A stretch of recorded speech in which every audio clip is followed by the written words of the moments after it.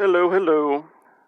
I wanted to do, this is a cool one. This is one I've been working on, another like shadow box showcase here.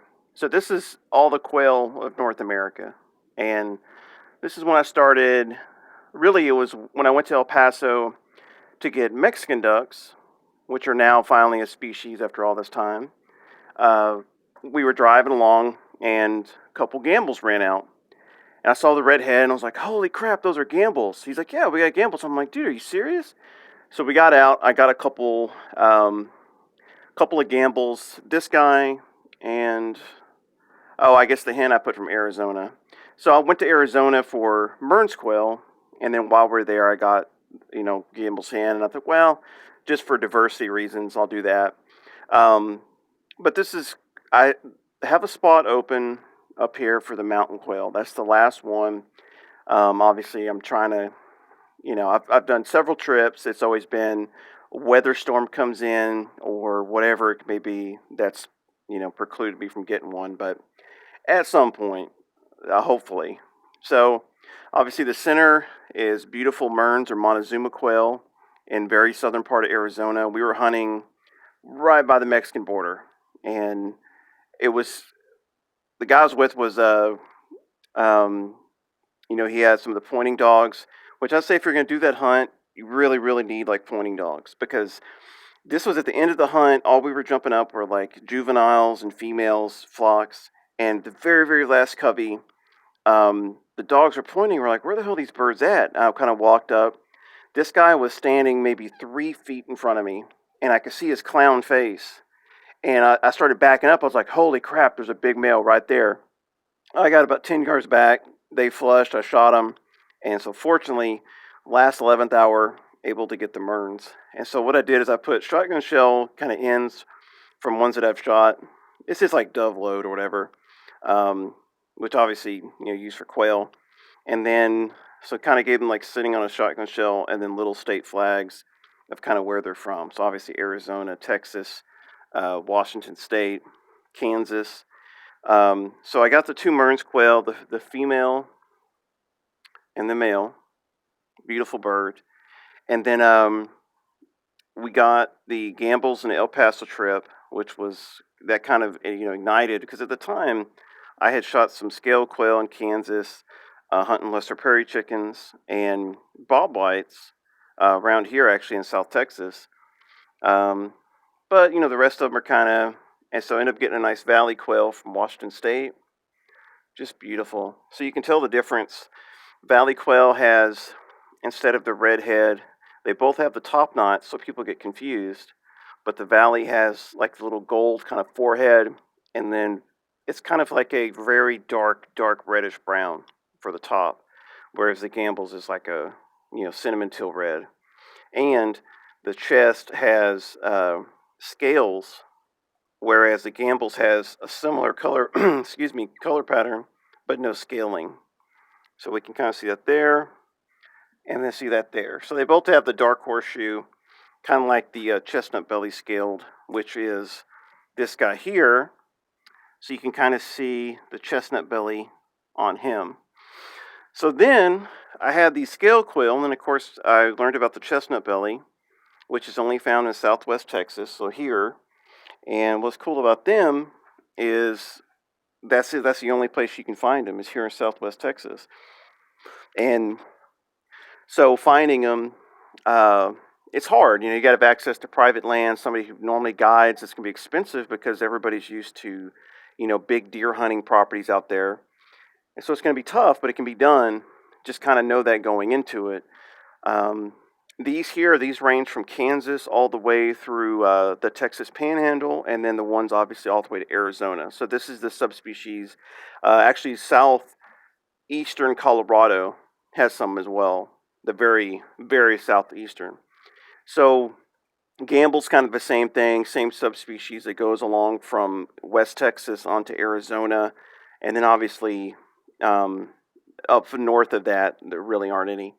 So I had, if you can see, the Kansas blues are quite a bit bigger, and they're a lighter shade of blue.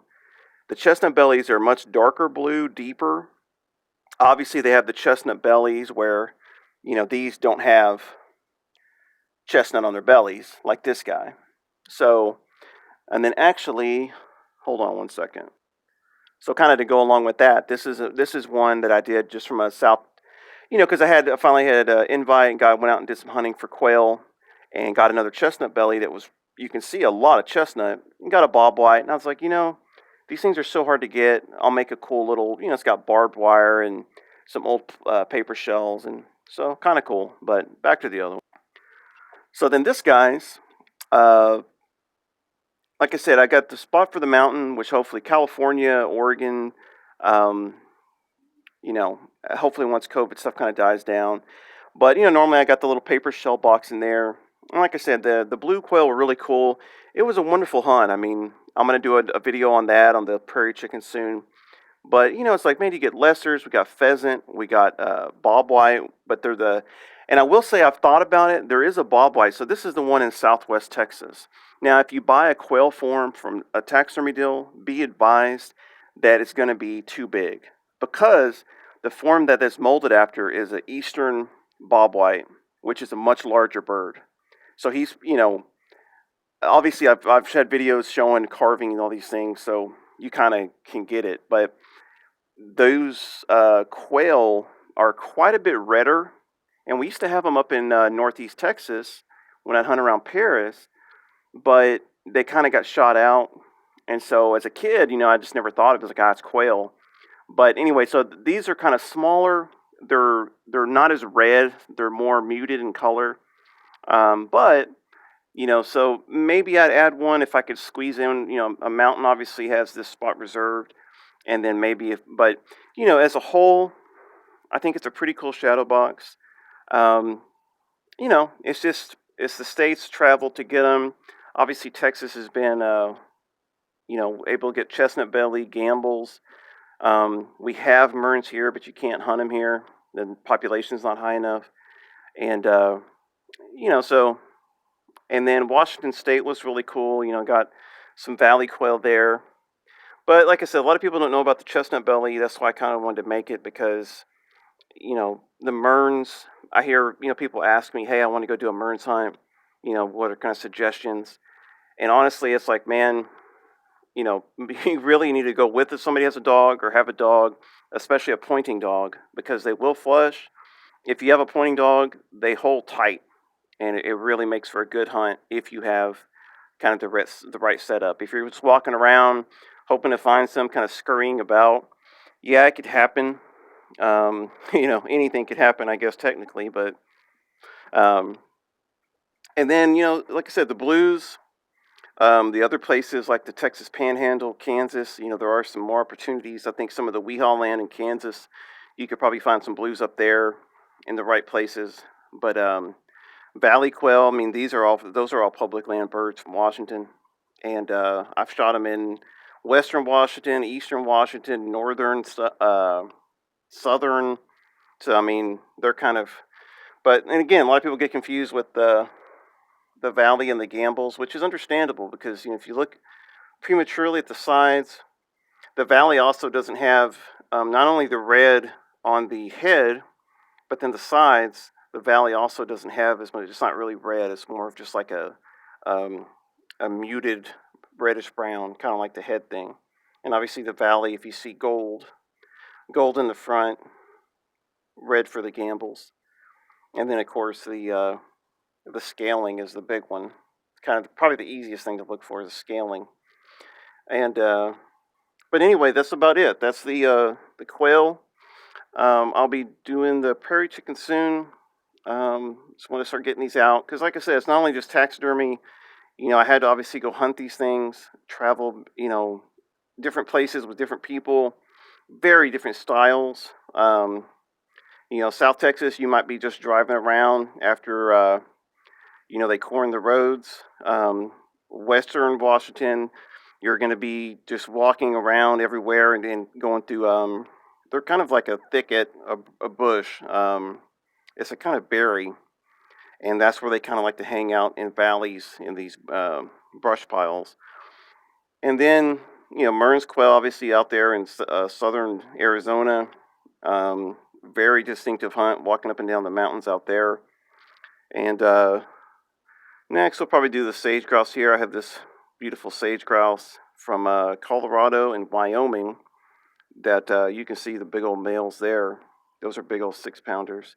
But the quail for now, and obviously the mountain has been my white whale. I've tried so many times, and it's always something. But anyway, guys, appreciate it. Subscribe if you can. Pass it along. So I'm gonna start doing more hunting, kind of on these shadow boxes, kind of the trip and what to expect, or what if you're looking to do it. Because obviously, I got into all this from collecting, and so just to give you a quick kind of pan, like there's a lot of stuff in here, and obviously it all entailed something different to try to make it happen. So anyway, appreciate it, and I'll talk soon.